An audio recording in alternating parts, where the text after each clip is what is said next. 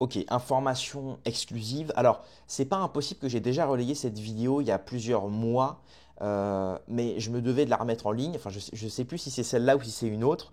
Mais là, je suis tombé dessus récemment. Elle a été remise en ligne, cette vidéo-là, qui date déjà de il y a quelques semaines, hein, cette interview d'Aberkan. Et je me suis dit, il faut que je la remette, il faut que je la remette en avant. Donc, excusez-moi si certains l'ont déjà vu. Je suis pas sûr de l'avoir mis sur cette chaîne-là, enfin sur ma chaîne, mais bon, bref. C'est une vidéo dans laquelle Idriss Aberkan, dans sa vidéo, nous parle du plan secret de la famille Rothschild. La vidéo se titre, enfin l'extrait vidéo se titre Les Rothschild veulent mettre la main sur les ressources russes depuis Napoléon. Et en fait, ça évidemment, ça renforce le scénario, vous savez, de la famille Rothschild, qui est donc une grande famille, je rappelle, de banquiers, où justement le père a eu des enfants et il avait déjà un bel empire, hein, et il a mis à chacun de ses enfants à la tête d'une banque européenne. Une à Londres, une à Berlin, une à Paris, une à Milan, etc., etc. Ce qui faisait que, donc évidemment, ils avaient plus ou moins le monopole de banques privées à l'époque dans la plupart de l'Europe.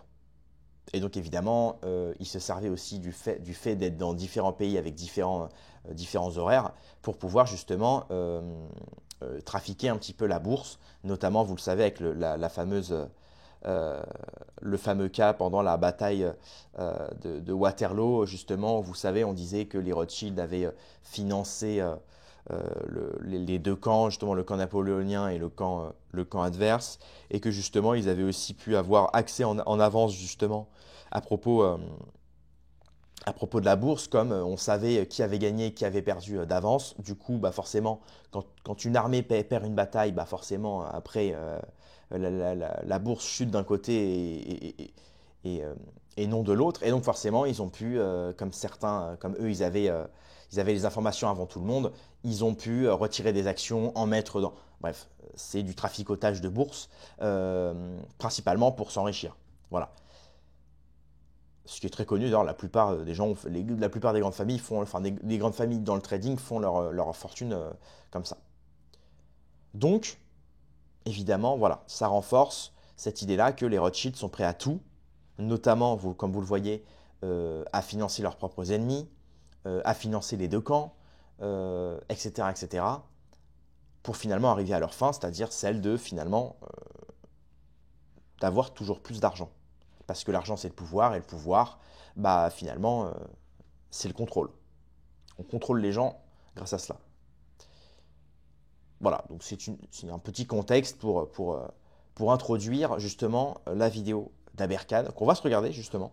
Avant de commencer la vidéo, je vous incite évidemment à mettre un énorme pouce bleu pour soutenir mon travail et me mettre en avant, enfin améliorer ma visibilité sur les vidéos, et notamment à vous abonner à la chaîne YouTube, c'est très important, et de mettre la petite cloche quand vous vous abonnez, comme ça vous êtes au courant de toutes les nouvelles vidéos. En ce moment on couvre beaucoup l'affaire Brigitte, donc si vous êtes intéressé par l'affaire Brigitte, je vous incite à vous abonner, et si vous aimez les petites vidéos comme celle-ci, justement, où on essaye de reprendre des extraits passés ou nouveaux, et on essaye ensuite d'apporter un petit peu de fraîcheur, des arguments, etc.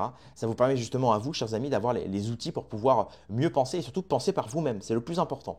Moi, je n'ai aucune volonté sectaire, ça, il faut le comprendre.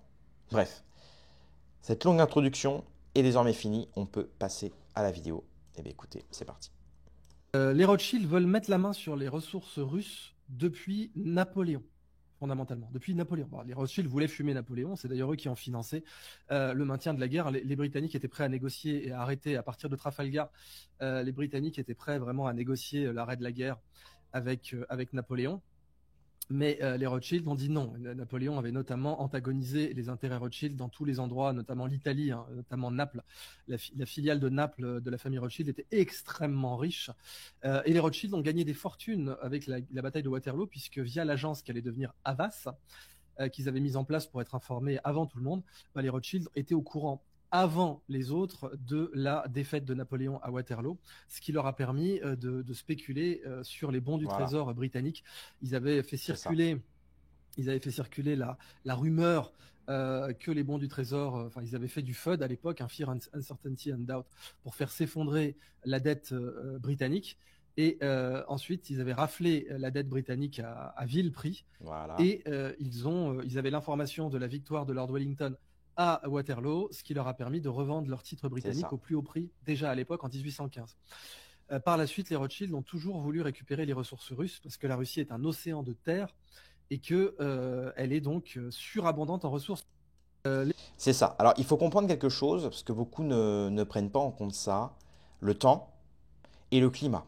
Pourquoi je dis ça? Parce que figurez-vous que actuellement la Russie, tout le nord de la Russie est glacé et gelé. Il n'est pas exploitable. D'accord? Or, la Russie, c'est un très grand pays. Et en fait, il faut comprendre que avec le réchauffement climatique, alors, il n'y a pas question de y croire ou pas y croire. Au fil du temps, évidemment, euh, le nord de la Russie euh, va évidemment de moins en moins être gelé. Et évidemment aussi, la Russie a de plus en plus de machines pour pouvoir justement pallier euh,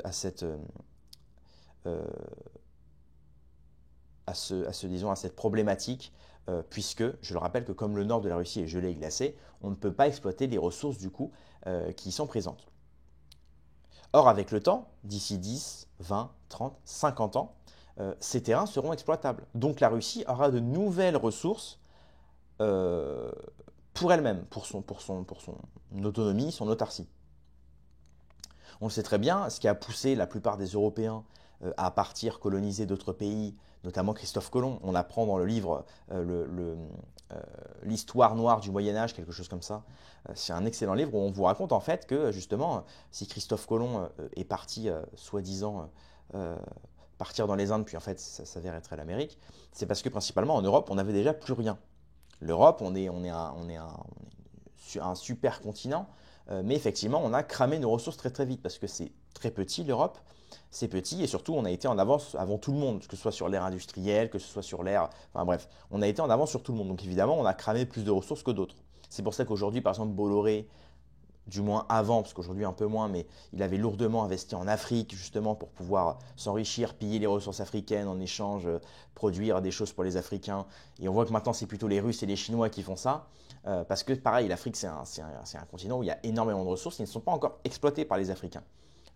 Et là c'est un peu la même en Russie. En Russie, tout le nord est glacé, et donc c'est pour ça qu'aujourd'hui, euh, on nous dit que les grosses familles, notamment les Rothschild, etc., veulent piller les ressources des Russes, notamment pour ça, parce que c'est hyper intéressant. C'est hyper intéressant. La Russie a énormément d'avenir, en termes de ressources. C'est pour ça que je vous dis, le plus important, c'est le climat. Le climat est très important parce que le climat, ça joue énormément. D'ailleurs, Donald Trump l'a très bien compris. C'est pour ça qu'il parle même de reprendre, d'attaquer le Venezuela. C'est pour ça qu'il parle d'attaquer aussi enfin, de reprendre le Canada ou certains, ou même l'Antarctique, etc. Parce que justement, c'est des endroits où, avec le réchauffement climatique, effectivement, ce seront des terres bientôt exploitables. Et qui dit terre exploitable dit agriculture, récolte, ressources minières, gazières, pétrolières, etc., etc. On ne sait jamais. On ne sait jamais. Voilà. Et c'est pour ça d'ailleurs qu'on dit que des endroits comme, bah, vous savez, Dubaï, etc., c'est des endroits qui sont profitables en ce moment, mais dans quelques années, ce sera fini parce que ils ont quasiment rien de base. Ils sont en train d'exploiter, il y a les nouveaux riches là-bas dans tous les Émirats parce que bah, c'est les nouveaux riches grâce au pétrole, mais ça ne va pas durer tout ça. Hormis si on croit à la théorie du pétrole abiotique, bon. Mais si on part du principe que le pétrole est limité, bon, bah, évidemment, voilà, ce sera des richesses limitées. Et donc évidemment un avenir aussi limité. Donc c'est pour ça que finalement, la Russie est un terrain très propice aux affaires et notamment une terre d'avenir. Voilà. Ça rejoint un peu ce que disait Soral, hein, la ruée vers l'Est. Voilà. À l'époque, c'était la ruée vers l'Ouest, bah, maintenant c'est la ruée vers l'Est, ce qui n'est pas faux. Voilà, voilà. Bref, c'est tout pour cette vidéo. Merci à Aberkan pour la petite rectification à propos justement des Rothschild euh, sur la bourse londonienne et le coup de génie qu'ils ont fait, même si c'est un petit peu immoral. Voilà, voilà. Bref, c'est tout pour cette vidéo. Merci de l'avoir regardé. Rendez-vous dans quelques heures ou à demain pour une prochaine vidéo. Paix et amour sur mes amis et mes ennemis. Et surtout, surtout, sur mes ennemis.